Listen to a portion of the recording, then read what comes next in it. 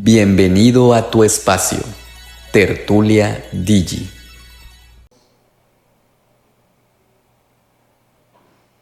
Hola, bienvenidas todas y todos que nos sintonizan y una vez más pues viéndonos aquí en Tertulia Digi. Pues nos encontramos transmitiendo desde la librería Península de sede Casalol B. El día de hoy pues tenemos como invitado aquí al doctor Ricardo Domínguez Guadarrama. Él es un investigador de la Unidad Académica de Estudios Regionales y en este caso nos compartirá sus conocimientos acerca de la migración en América Latina y también tiene como un poquito de conocimiento igual de lo que sucede en el Caribe.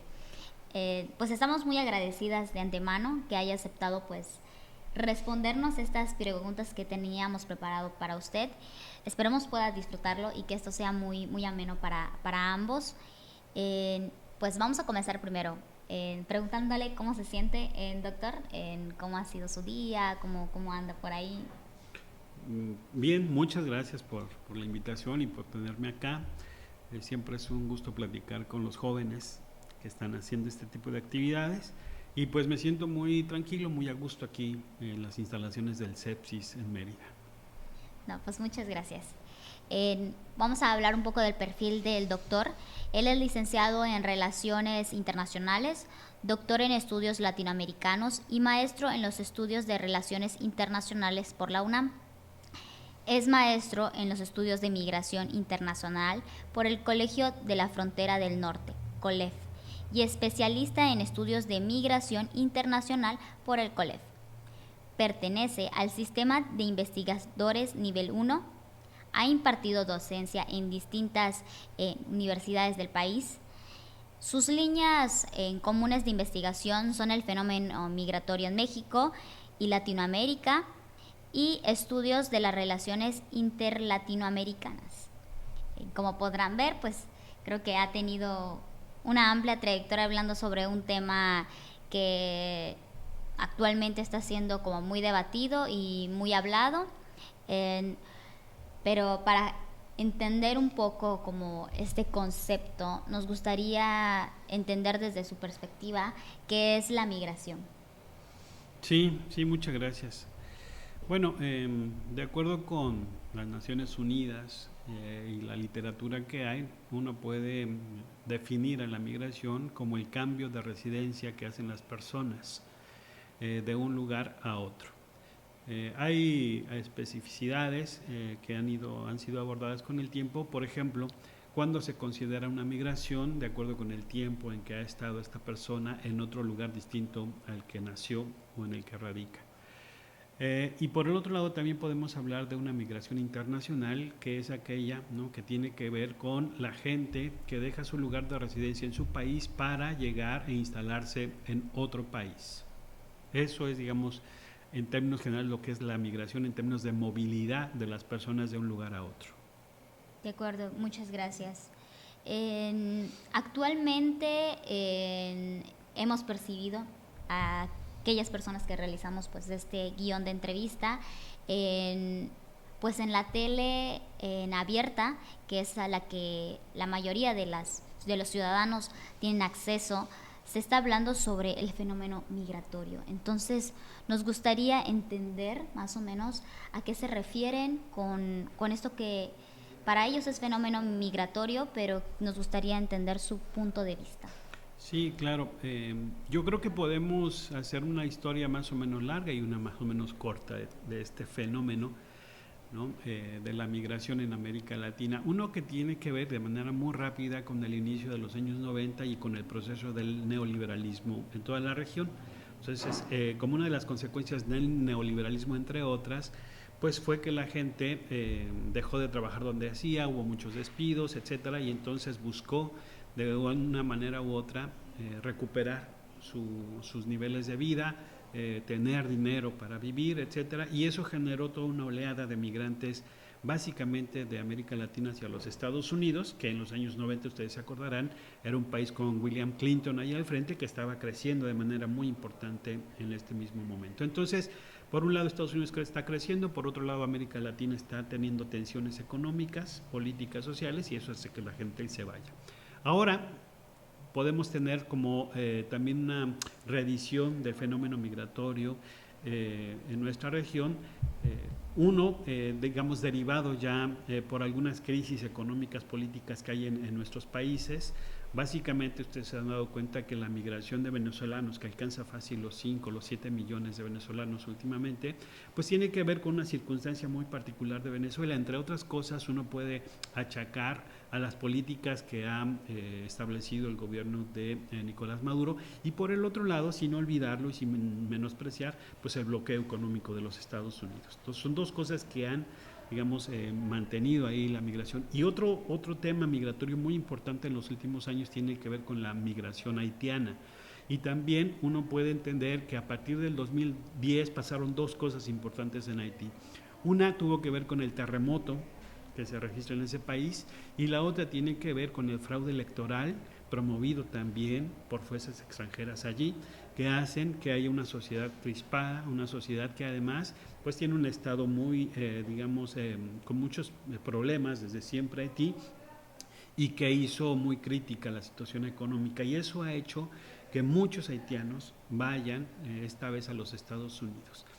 Solo por mencionar dos, ¿no? Pero uno puede pensar también en la migración de los centroamericanos, de Nicaragua, Honduras, El Salvador, que ha sido muy importante en estos últimos años, igual que la migración cubana, por ejemplo. Entonces hoy en América Latina tenemos este cúmulo de migrantes que buscan llegar a Estados Unidos. Mucha gente dice que además de las circunstancias propias de América Latina en los últimos años, tiene que ver con la política migratoria del Estado mexicano, inaugurada por este gobierno, ¿no?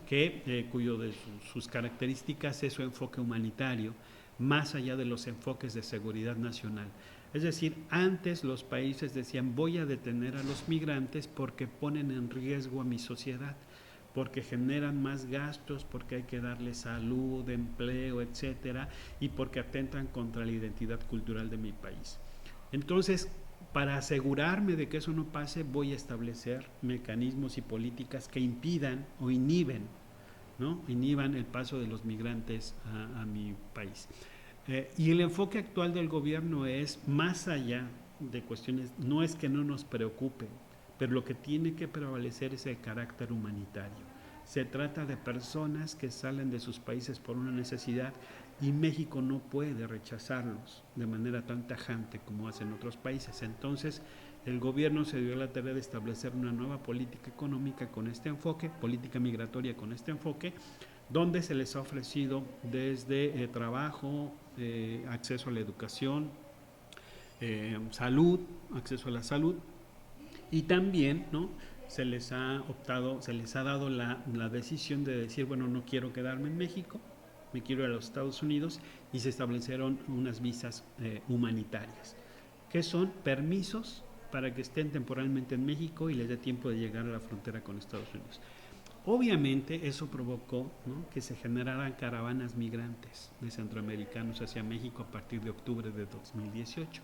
Y esto generó pues mucha migración en la frontera de México, y también generó una reacción muy violenta de los Estados Unidos, ¿no?, al grado de imponernos impuestos para recibir las mercancías mexicanas, ¿no?, al acero.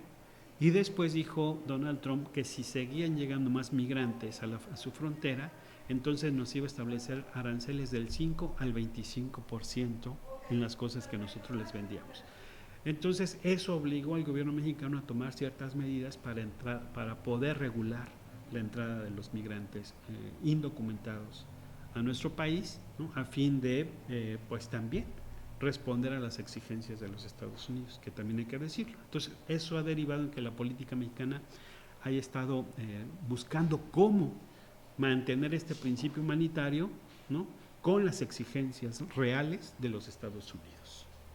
Ok, entonces tenemos una pregunta igual, que es sobre cuáles son las rutas frecuentes en América Latina. Veo ahora que me comenta usted como México y su regulación política, entonces se podría decir que es una de las rutas más frecuentes para el ingreso de latinoamericanos. En este caso entiendo que el país que más está recibiendo es Estados Unidos. Entonces, Bueno, mira, de manera concreta, está todo el Darién, que viene desde Centroamérica a Panamá. Está llegando mucha gente desde América del Sur y está atravesando por Panamá. Y la otra, pues, es el corredor mexicano. Entonces, esto le llamamos como el corredor migratorio centro norteamericano, ¿no? Que es el de los más importantes en todo el mundo. Entonces, eso tiene que ver con, digamos, con una ruta establecida, pero eso es mucho más complicado que esto, porque a raíz de que se establece esta masiva migración, pues se van a establecer políticas migratorias restrictivas, no solamente de los Estados Unidos, también de países centroamericanos, ¿no? Guatemala, Honduras y El Salvador, Panamá, ¿no? En un momento Nicaragua, etcétera. Empiezan a establecer políticas para evitar que la gente entre a sus territorios. Y esto lo único que provocó fue que los migrantes encontraran varias formas de entrar. Entonces se multiplicaron los accesos de entrada, que antes era por un solo lugar, y después que de estas políticas pues se multiplican los accesos, pero también se multiplican las rutas, es decir, por dónde pasan los migrantes. Y eso es un fenómeno que México ha padecido mucho en los últimos años.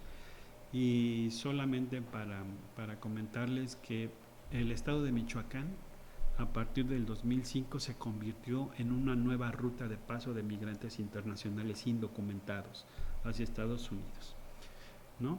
¿Y cuál es el problema de esto? El problema es que el estado de Michoacán, ustedes saben que es el que más expulsa migrantes mexicanos hacia Estados Unidos. Es uno de los 3 mayores expulsores de mano de obra mexicana a Estados Unidos. Bueno, al grado que, de acuerdo con cifras del gobierno de Michoacán, ¿no? Hay en Michoacán 4.2 millones de michoacanos en ese estado. Y, ¿no? Algunas cifras dicen que hay 4.2 millones de michoacanos en Estados Unidos. Incluso el gobierno pasado de Michoacán decía que tenían un estado binacional, ¿no? Bueno, eso se los digo porque Michoacán tiene mucha experiencia en términos de política migratoria. Fue el primer estado en crear una Secretaría del Migrante. Bueno, a pesar de esa experiencia, Michoacán no tiene experiencia con el paso de migrantes internacionales. No es un tema que haya sido importante como lo está haciendo ahora. No es que haya muchos, pero solamente demuestra cómo los migrantes están buscando muchas rutas alternas para llegar a los Estados Unidos, porque en este país, anterior a este gobierno, se estableció una política muy fuerte de detección, de control y de devolución. Entonces los migrantes buscan muchas maneras para que no los agarren, para que la delincuencia organizada no atente contra sus derechos, ¿no?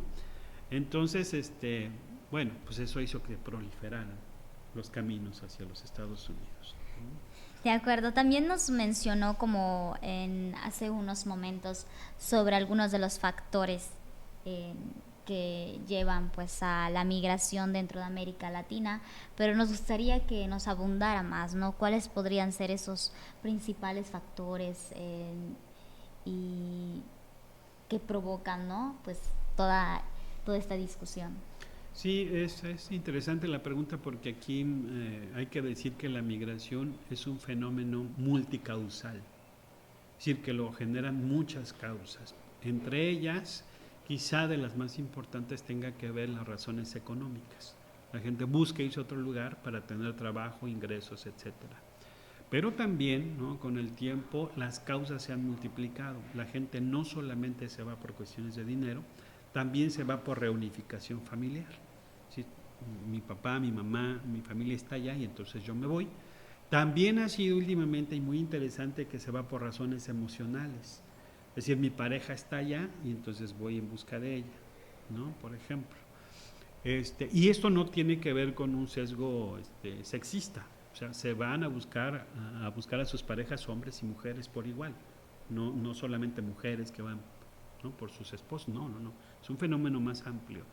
También en la gente, por ejemplo, en el estado de Zacatecas, en el estado de Michoacán, en el estado de Guanajuato, en el estado de Jalisco, ¿no? Que es donde más gente se va, se ha demostrado que con el tiempo la migración ha devenido en una circunstancia cultural, en un fenómeno cultural. ¿Por qué? Porque la gente tiene tantos años que hay una migración de estos lugares a Estados Unidos, incluso una migración antes de que Estados Unidos nos quitara la mitad de nuestro territorio. Ya había un corredor desde Valladolid, que hoy es Morelia, hasta la parte de las Californias, que hoy es parte de Estados Unidos. Cuando se da la separación del territorio mexicano en 1848, mucha gente se queda del lado de Estados Unidos y entonces eso genera una migración desde esos años. Entonces eso se ha mantenido y eso ha devenido en cultura. Para mucha gente en Michoacán y estos estados, migrar no solamente es por cuestiones económicas, políticas, sociales, sino también es una cuestión de cultura, porque pues, es parte de nuestro ser. Y también hay otro fenómeno muy interesante de que casi no se habla, pero para muchos lugares en estos estados, migrar es un símbolo de madurez.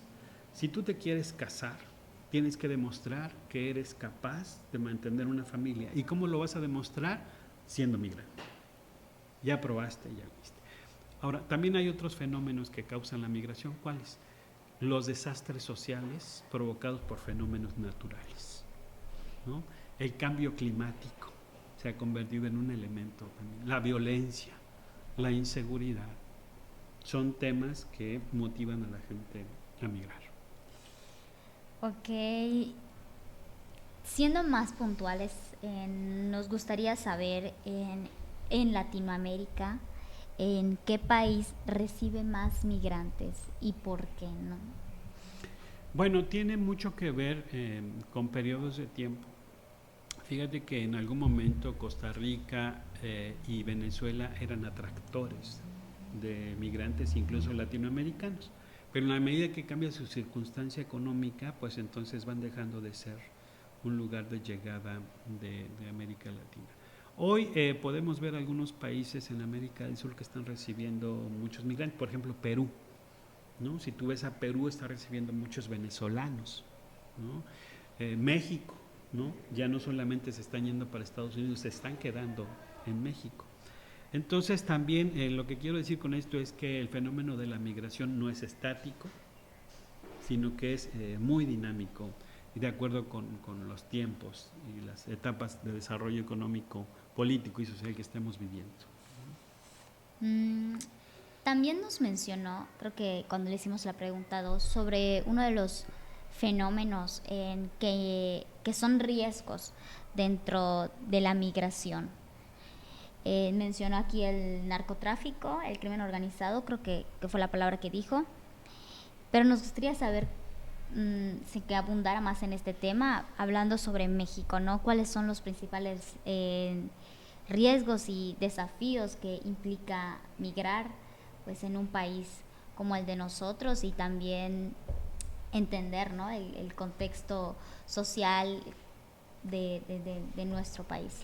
Sí, fíjate que cuando tú revisas la literatura, los periódicos hoy, ¿no? Desde hace muchos años dicen transitar por México es igual a sufrir algún tipo de violación, ya sea que te roben, ya sea que te secuestren, ya sea que te asesinen, ya sea que te violen, ¿no? Por ejemplo, hoy se sabe que las mujeres migrantes que vienen a Estados Unidos a través de México tienen que vestirse como hombres para que la gente ahí en la delincuencia organizada no se den cuenta que son mujeres y no las agredan sexualmente, ¿no?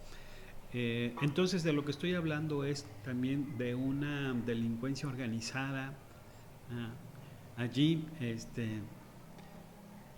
y de grupos, de otros grupos como los coyotes, por ejemplo, ¿no? De otros grupos, ¿no? Que también se aprovechan de estos migrantes. Entonces aquí voy a decir un par de cosas. Una, en la medida en que las políticas migratorias de los gobiernos son más restrictivas, ¿no?, hacen más vulnerable al migrante. ¿Qué quiere decir? Que lo dejan a la deriva, porque no le reconocen sus derechos. Como estás entrando a mi territorio de manera indocumentada, entonces no hay manera de registrarte y de considerarte un sujeto de derecho. Estás violando la ley. Entonces te quedas en el limbo, ¿sí? Nadie te puede otorgar derechos. Entonces tú eres presa de cualquiera que venga y te asalte, o que te agarre y te diga te voy a esconder y vas a hablarle a tu familia hasta que me den tantos miles de dólares, ¿no? O tienes que trabajar y meterte a esa casa a robar, porque eso también pasa, los utilizan para eso. O tienes que llevarte este dinero y lo tienes que meter y se lo vas a entregar. O tienes que llevarte esta droga, ¿no? O sea, la utilización de los migrantes en esta circunstancia de vulnerabilidad es muy fuerte. Pero también te voy a decir otra cosa. Generalmente lo vemos al territorio mexicano como ese gran territorio donde actúan y operan estas bandas delincuenciales. Pero lo cierto es que no es privativo de México, ¿no? Es un fenómeno, la migración es un fenómeno más amplio, más global. Es un problema estructural de nuestra región y del tercer mundo en su relación con los países desarrollados.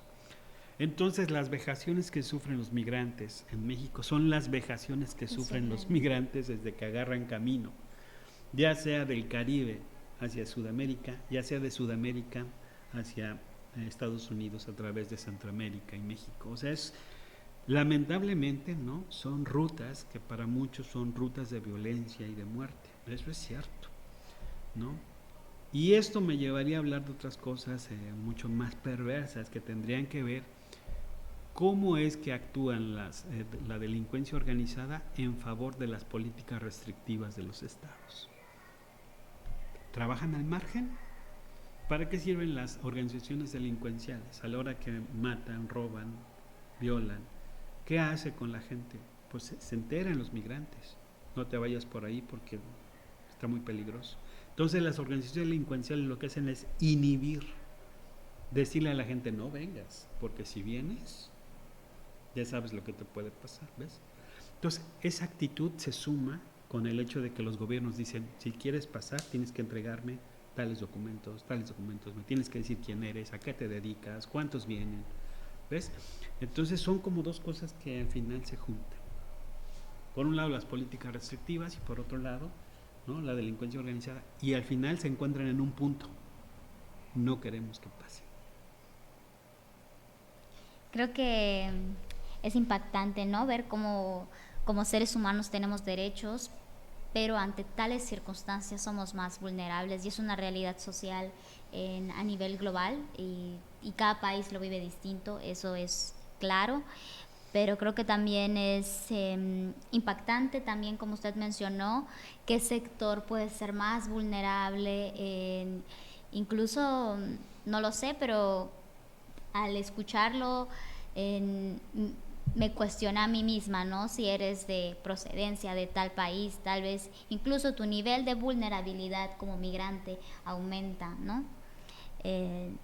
Por eso también entendemos que la llegada de inmigrantes a un territorio implica pues un cambio, y no sé si usted nos podría como aclarar cómo impactan esas llegadas al nuevo territorio. Mira, hay dos formas de entender los efectos que genera la migración. Desde un punto de vista, digamos, clásico, conservador, anti-migrante, se dice que los migrantes son un peligro. ¿Por qué? Porque vienen sin dinero, entonces te van a robar, van a utilizar recursos del Estado que tendrían que ser utilizados para su propia gente, como van a cobrar menos por su trabajo, eso hace que los salarios bajen para toda la población, que van a gastar los servicios de salud y es un dinero que está destinado para los nacionales, ¿no?, que son personas que no pagan impuestos, ¿no? Pero ese tipo de discursos tienen que ver justo con este sector social de gobierno que está en contra, ¿no?, y que está negando una realidad también, ¿no?, sobre lo que tú decías, el derecho de la movilidad, ¿no? Es un derecho humano, es un derecho. Además, todos nuestros países están hechos a partir de la migración, ¿no? Creamos líneas, territorios, separación. No, sigamos, cuando empieza la iniciativa privada, ¿no?, en todo el mundo, y empieza la relación del capitalismo, pues se establecen fronteras y entonces se empiezan a establecer políticas para dejarte pasar o no. Entonces, la migración está asociada con el desarrollo del capitalismo. Acaba pronto. La otra cosa es que hay otra tendencia que ve a la migración como algo positivo. ¿Por qué? Porque los migrantes no solamente traen su cuerpo, sino también traen sus conocimientos prácticos, ideológicos, filosóficos. Entonces está comprobado que la migración, por ejemplo en Estados Unidos, ese país es un gran país, nadie lo pone en tela de juicio, gracias a la migración, ¿no? O sea, todos los grandes inventores que ha tenido Estados Unidos no son nacidos ahí, todos son gente que ha llegado a vivir en ese país. Entonces está comprobado que la llegada de cualquier tipo de migrantes pues traen otra forma de producir, otra forma de entender la vida, otra forma de relacionarse con la demás gente, y eso ayuda a cualquier sociedad, ¿no?, a ir modificando su cosmovisión, sus relaciones sociales de producción, etcétera. El hecho de que lleguen cubanos, haitianos, etcétera. Los haitianos, por ejemplo, ¿no? Todo el mundo reconoce que el haitiano de a pie tiene una capacidad natural para el arte. Ellos dibujan ahí, ¿no?, en Puerto Príncipe y lo venden. Y yo tengo pinturas de gente del pueblo haitiano, ¿sí? Es un arte. Entonces, esa gente que no estudió artes, que no estudió pintura, tiene una gran habilidad para eso, ¿no? Entonces, el hecho de que vengan acá, pues también puede impactar de eso de manera muy positiva para una población como la nuestra. Los cubanos y su capacidad, ¿no?, su conocimiento, eso tampoco se puede negar. Bueno, nada más para no hacerle el cuento tan largo, pero hay que pensar en todo el exilio que ha llegado de Chile, de Argentina, de Brasil a nuestro país, y que ha hecho de la Universidad Nacional y de otras universidades como la de Guadalajara, como el mismo Colegio de México, ¿no?, grandes instituciones gracias a toda la gente que llegó, ¿no?, y que aportó con sus conocimientos. Entonces, todo depende de qué lado te quieras poner, ¿no? Y ahí vemos quienes creemos que la migración no solamente es un derecho, sino que también ofrece muchas oportunidades para que las sociedades vayan transformándose. Creo que es claro entender que dentro de la migración hay dos perspectivas, diría yo. Una que es humanista, que piensa y reconoce a la persona como ser humano viviente, que expresa, siente, y aquella que ve al migrante como un sujeto político y económico. Entonces, creo que es importante recalcar lo que usted dijo, o sea, como esas palabras claras, ¿no? Reconocer al ser humano como es, ¿no? Fuera de, en otra perspectiva. Ahora aterrizando a nuestro México, a nuestro país, ya nos había dicho un poquito acerca de la política migratoria, pero ¿cómo funciona? ¿Cómo la dejaría más rico ese? Sí, mira, yo creo que hoy mucha gente cuando vea este documental, digamos, este trabajo, pues va a decir que la política migratoria del Estado mexicano no ha servido porque militarizó las fronteras, porque está deteniendo y expulsando a los migrantes. Es cierto en algún punto, pero algo que no dicen es que una de las cosas que México se planteó en su política migratoria era darle este carácter humanitario, esto que acabamos de comentar, y la otra, darle contenido al objetivo que tiene la nueva política migratoria en México: hacer de la migración un acto de voluntad y no de necesidad, ¿no? Esto, ¿cómo se traduce concretamente en lo que está haciendo México? Se traduce como en dos niveles: un nivel nacional. Por ejemplo, ¿no?, es cierto que se dieron visas humanitarias, que se dan oficios de salida y de estancia en México para que la gente pueda seguir su camino, pero también es cierto que se abrió un cóctel de cosas que nadie dice y que están ahí, pues, para que uno los lea. ¿Cuáles? Se crearon cinturones de desarrollo en la frontera sur y en la frontera norte. ¿Para qué? Para que la gente pueda encontrar trabajo. Hay un acuerdo con empresarios para que les den trabajo a los migrantes, ¿no? ¿Cuál fue la otra? ¿No? Se les dio acceso a la salud. Todos los migrantes tienen derecho a gozar de los servicios de salud por donde estén pasando. Eso no es nuevo, ya estaba en el Plan Nacional, en el Programa Especial de Migración de 2014 acá, pero jamás se llevó a cabo. Hoy no se materializa. Está también el derecho a la educación a los hijos de migrantes, ¿no? Eso también está ahí. Está también el derecho a meterse en México al programa de Jóvenes Construyendo el Futuro y a meterse al programa de Sembrando Vida, hoy aquí en México. Entonces, no se les dio un cóctel de posibilidades. ¿Cuál es la realidad? Es que los migrantes quieren ganar dólares, no quieren ganar pesos.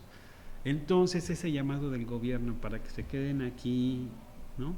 Pues a veces no funciona mucho, no porque el gobierno no les dé posibilidades, sino porque ellos están buscando pues más dinero, y eso ustedes saben que Estados Unidos tiene una proporción de pago como de 10 veces más que en México. Entonces nadie va a querer ganar un peso en México si puede ganar 10 pesos en Estados Unidos, ¿no?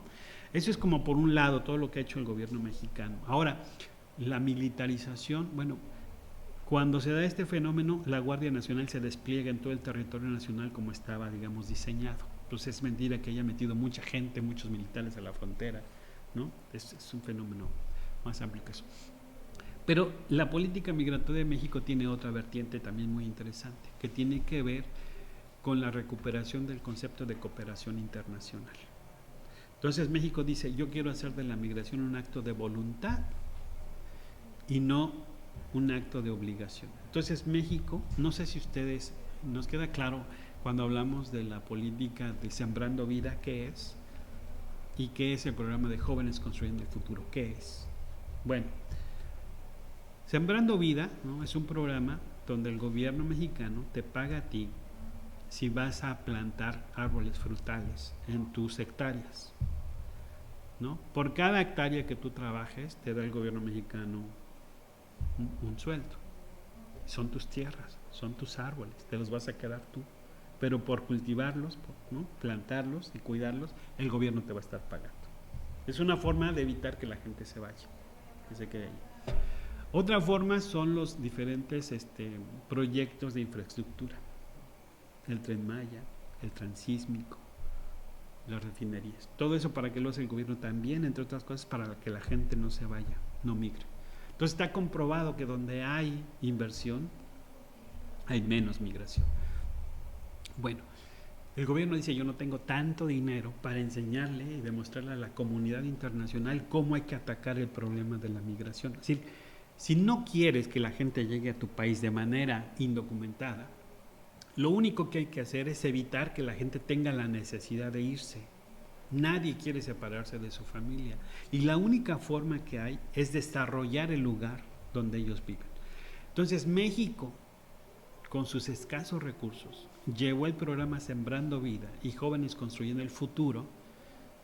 Hoy opera en Guatemala, en Honduras, en El Salvador, en Belice, en Haití y en Cuba.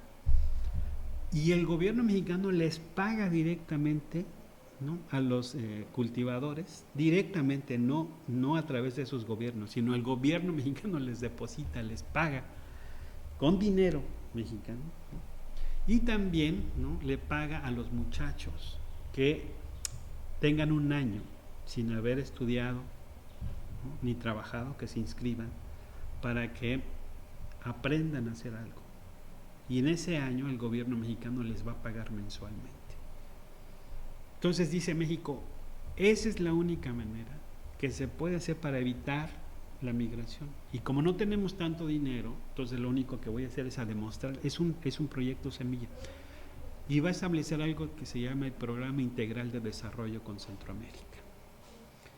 Y para ese programa pues se supone que tiene que haber inversión para desarrollar, ¿no?, y producir allí, pero se necesita mucho dinero. Y por eso el gobierno mexicano pidió dinero a Estados Unidos, a la Unión Europea, a China, a otros países que dijeron que sí, pero que nadie ha dado un solo quinto. Ya nos mencionó como algunas cuestiones políticas que se han hecho en cuanto a la reestructuración de nuestro país para evitar la migración. Pero ¿usted considera que sigue siendo necesario reestructurar las políticas relacionadas a la migración y por qué?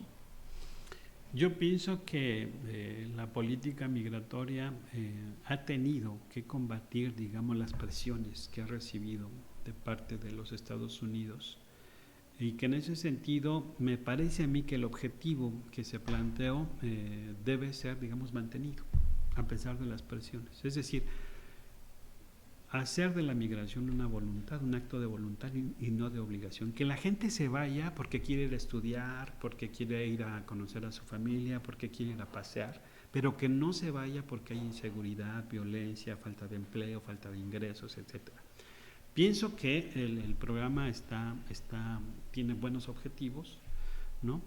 Y creo que también es un programa que tiene que ser multilateral, porque la migración es un fenómeno mundial, internacional, y México no puede solucionarlo porque no es un problema mexicano, es un problema internacional, y pienso que la comunidad internacional debe participar en estos esquemas. Esa fue nuestra última pregunta y le agradecemos en haber compartido, ¿no? Como este conocimiento que usted ha adquirido a lo largo de sus años y líneas de investigación claras que se pueden ver. Pues ha sido un gusto para mí escucharle, tratar de entender su perspectiva desde lo latinoamericano, ¿no? Muchas gracias y pues ha sido un placer. Gracias, doctor Ricardo. No, pues gracias a ustedes y por la oportunidad de platicar sobre estos temas. Nos vemos en otra sesión más de Tertulia Digi. Esperemos hayan disfrutado un poco sobre el contexto actual de un tema de vital importancia en nuestro México. Nos vemos, hasta la próxima. Tertulia Digi.